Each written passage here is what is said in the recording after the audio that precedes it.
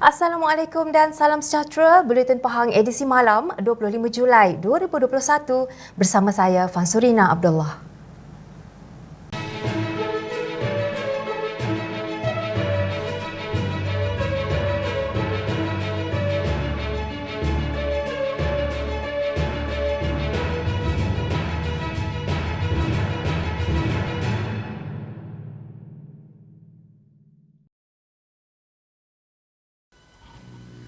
Saya mengucapkan teramat terima kasih kepada Yang Amat Berhormat Menteri Besar Pahang, Datuk Seri Haji Warus Dewa Ismail kerana sudi mendengar keluh resah peniaga-peniaga kecil seperti kami. Itulah ungkapan Ruzilan Muhammad Rizwan, seorang peniaga makanan di Mahkota Food Truck Station di Indra Mahkota, apabila mengetahui pengumuman diskaun atau potongan sehingga 50% ke atas sewaan bulanan bagi premis-premis milik pihak berkuasa tempatan PBT seluruh Pahang. Beliau yang mengakui perniagaan agak merosot ditambah beliau baru sahaja memulakan perniagaan di tapak premis tersebut sebelum wabak COVID-19 mula melanda ketika itu. Jadi kalau dapat bantuan seperti yang YB wawarkan akan diberi 50% selepas bulan ni, saya rasa benda tu boleh membantulah. Saya amat-amat berterima kasihlah kepada Yang Amat Berhormat Menteri Besar kita kerana sudi mendengar keadaan keluh resah peniaga-peniaga kecil seperti kami ni lah. Walaupun lesen kami kecil, perniagaan kami kena bayar pun kecil, tapi kalau tak ada pendapatan, tak boleh bayar jam. Jadi saya haraplah kalau selepas ni YB boleh consider balik semenjak negara dilanda COVID. Kalau dari situ dapat diberi diskaun 50%, dikira rebate balik, lagi kami amat berterima kasih. Lagi kami bersyukur. Beliau berkata demikian ketika ditemui unit komunikasi dan media Pahang UKOM hari ini. Sementara itu, seorang lagi peniaga, Arganisan, berkata, diskaun ini sangat membantu meringankan bebannya dan mengucapkan terima kasih atas keprihatinan Yang Amat Berhormat Menteri Besar terhadap peniaga kecil seperti beliau. Membantu baguslah sebab semua orang pun susah, kita pun berniaga kurang sikit. Jadi kita nak minta bantuan dari Menteri Besar lah. Banyak terima kasih lah buat bantuan yang separuh dibagi 50%. Terima kasih banyak kita bagi.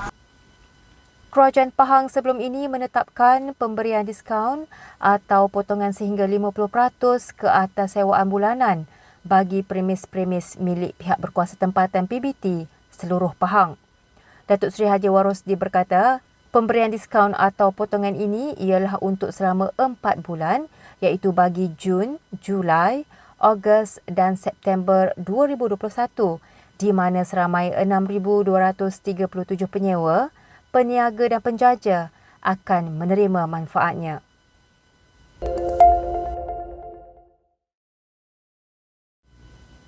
Sebanyak 400 bakul makanan telah diagihkan kepada penduduk di 5 kampung di kawasan Dewan Negeri Kedah Temerloh, iaitu Kampung Rumpun Makmur, Kampung Gunung Senyum, Kampung Pulau Raya, Kampung Batu Sawar dan Kampung Pasir Pulau Mandi.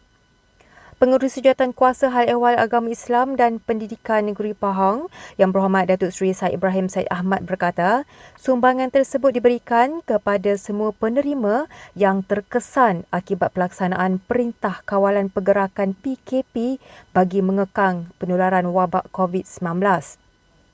Yang Berhormat Datuk Seri Said Ibrahim berharap semoga dengan sumbangan ini menerusi usaha dan inisiatif oleh Amat Berhormat Menteri Besar Pahang, Datuk Seri Haji Warus Dewa Ismail melalui kerajaan negeri akan terus diberkati Allah serta masyarakat dikurniakan kesejahteraan dan dipermudahkan untuk bantuan akan datang. Beliau berkata demikian dalam satu hantaran di laman Facebook miliknya hari ini.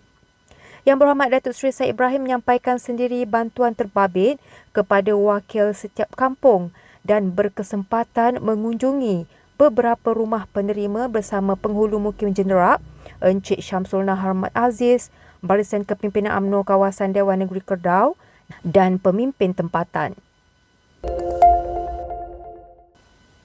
Pahang mencatatkan peningkatan sebanyak 424 kes baharu COVID-19 pada hari ini berbanding semalam yang mencatatkan sebanyak 406 kes. Berdasarkan maklumat daripada Jabatan Kesihatan Negeri Pahang JKNP, Kuantan adalah daerah tertinggi iaitu 157 kes, diikuti Bentong 136 kes dan Bera 42 kes.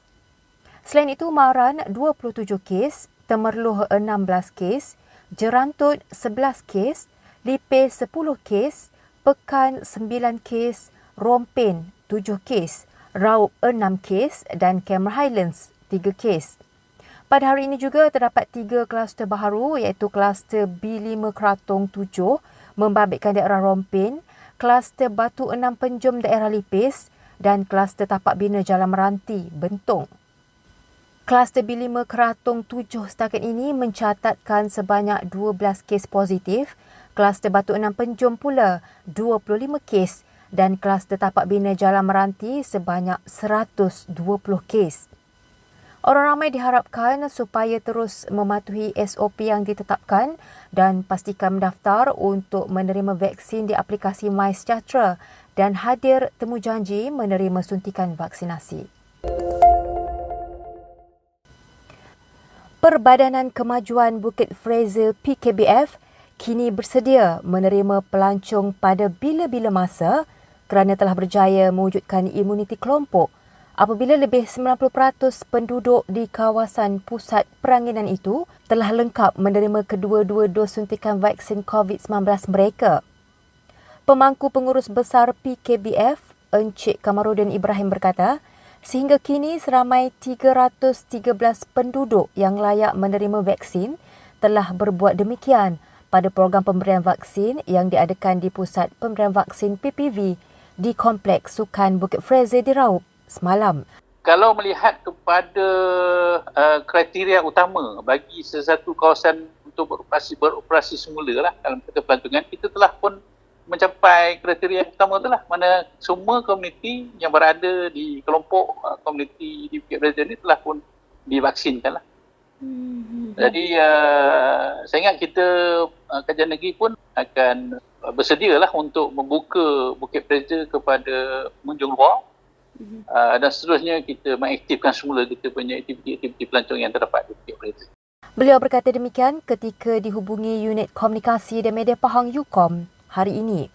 Dalam pada itu, Yang Berhormat Setiausaha Kerajaan Pahang, Datuk Seri Dr. Salihuddin Ishak ketika dihubungi berkata, pihaknya sedang menyediakan draft prosedur operasi standard SOP bagi pelaksanaan pembukaan perniagaan di kawasan yang telah menerima vaksin pada kadar yang tinggi seperti di lokasi pelancongan. Kita akan mensyaratkan tempat-tempat tumpuan awam seperti restoran, hotel, pusat-pusat ibadat dan sebagainya dikeluarkan sijil vaksinasi jika seluruh warga kerjanya telah divaksinkan. Ini untuk memberikan keyakinan kepada masyarakat bila mereka mengunjungi tempat-tempat tersebut. Beliau berkata pihaknya masih menjalankan penelitian dan kajian kemungkinan pemvaksinan ini akan dijadikan syarat pengoperasian lesen perniagaan dan juga kad kesihatan yang kemungkinan akan terpakai meliputi vaksinasi berdasarkan kepada kesesuaian teknikal dan perundangan. Kerajaan Pahang menjalankan perbincangan bersama pihak pengurusan air Pahang PAIP bagi menyelesaikan isu air yang melibatkan kawasan sekitar Felda Sungai Retang di Jerantut. Pengerusi Jawatan Kuasa Hal Ehwal Felda, Koperasi Usahawan dan Hal Ehwal Pengguna Negeri Pahang, Yang Berhormat Datuk Haji Nazringah berkata, pihak kerajaan negeri memandang serius permasalahan terbabit khususnya berkaitan kebajikan masyarakat setempat. Beliau berkata demikian ketika dihubungi Unit Komunikasi dan Media Pahang UKOM di sini. Semalam Yang Berhormat Datuk Haji Nazri melawat ke loji air seberang Tembeling Kampung Air Hitam Pasir Sia yang mengalami masalah air bersama Ketua Eksekutif PAIP, Encik Saiful Zaini Muhammad Bokhari, Pegawai Daerah Jerantut, Puan Harunisa Aris, pengurus paip daerah Jerantut dan kepimpinan setempat. Beliau turut meminta agar penduduk setempat dan kawasan sekitarnya dapat bersabar dengan masalah air paip yang melanda selama ini, sementara pihak kerajaan berusaha menyelesaikan masalah yang sering berulang. Pada mesyuarat ketiga Penggal Ketiga Dewan Negeri Pahang ke-14 pada tahun lalu, Yang Amat Berhormat Menteri Besar Pahang, Datuk Seri Haji Warosti Wak Ismail telah memperuntukkan RM200,000 bagi memasang pam galak di loji rawatan air LRA seberang Tembeling bagi mengepam air ke kawasan sekitar. Ini membuktikan bahawa kerajaan negeri sentiasa mengambil serius berhubung permasalahan air yang dialami penduduk di kawasan Felda Sungai Retang, Jerantut. Orang kelainan upaya OKU juga tidak ketinggalan menerima sumbangan daripada Kerajaan Pahang apabila seramai 90 golongan itu di kawasan Dewan Negeri Benta menerima sumbangan bantuan prihatin Pahang BPP baru-baru ini. Sumbangan berkenaan disampaikan oleh Pengerusi Jawatankuasa Pertanian, Industri Asas Tani dan Bioteknologi Negeri Pahang, Yang Berhormat Datuk Seri Inseni Haji Muhammad Sofi Tan Sri Abdul Razak. Yang Berhormat Datuk Seri Inseni Haji Muhammad Sofi berkata, sumbangan bantuan khas golongan OKU ini dilaksanakan secara pandu lalu, iaitu membabitkan seramai 90 orang. Jelasnya lagi, selebihnya akan diberikan melalui akaun bank penerima bantuan khas golongan OKU. Beliau dalam pada itu berharap bantuan ini sedikit sebanyak dapat membantu golongan ini dalam menghadapi pandemik COVID-19 pada ketika ini. Turut hadir pada program berkenaan Pegawai Daerah Lipis Yang Hormat Datuk Muhammad Hafizi Ibrahim dan Pegawai Jabatan Kebajikan Masyarakat Daerah Lipis Encik Hizani Ibrahim. Pelajar Sekolah Menengah Agama dan Kebangsaan serta belia berusia hingga 25 tahun dialu-alukan untuk menyertai pertandingan syarahan Manhaj Rabbani Ummah berkualiti yang menyediakan hadiah lumayan. Pengerusi Jawatankuasa Hal Ehwal Agama Islam dan Pendidikan Negeri Pahang, Yang Berhormat Datuk Seri Said Ibrahim Said Ahmad berkata, pertandingan syarahan Manhaj Rabbani Ummah berkualiti ini diadakan sempena sambutan Ma'al Hijrah peringkat Negeri Pahang tahun ini. Beliau berkata program kelolaan bahagian dakwah Jabatan Agama Islam Pahang JAIB yang turut mendapat sokongan Yang Amat Berhormat Menteri Besar Pahang ini dibuka untuk pendaftaran bermula 19 Julai lalu hingga 4 Ogos depan. Dua kategori yang dipertandingkan ialah kategori remaja umur 13 hingga 17 tahun dan kategori belia umur 18 hingga 25 tahun yang menyediakan hadiah RM3,000 bagi tempat pertama, RM2,000 bagi tempat kedua, RM1,000 tempat ketiga dan 5 hadiah sagu hati bernilai RM500. Dalam pada itu, Yang Berhormat Datuk Seri Said Ibrahim berharap agar program berkenaan mendapat sambutan yang menggalakkan daripada pelajar dan belia dalam mencungkil bakat yang ada dalam diri masing-masing.